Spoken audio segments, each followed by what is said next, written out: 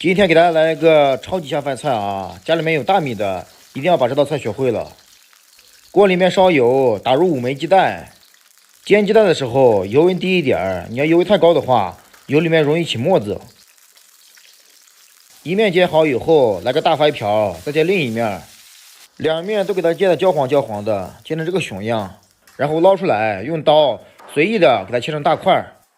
辣椒给它切成像我这么大的坨坨。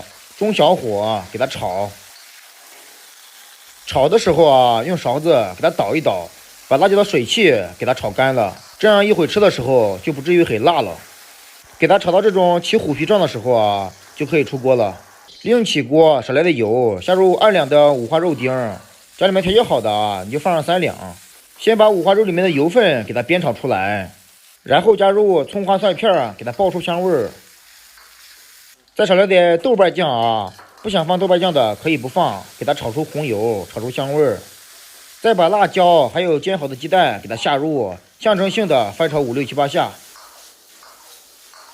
往锅边上给它烹入生抽和蚝油，给它炒出酱油的香味儿。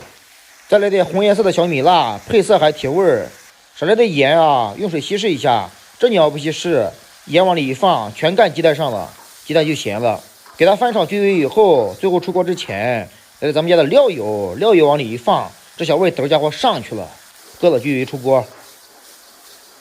这道超级下饭菜就好了啊！虽说老弟不能陪你一生，但能让你的胃满满当当。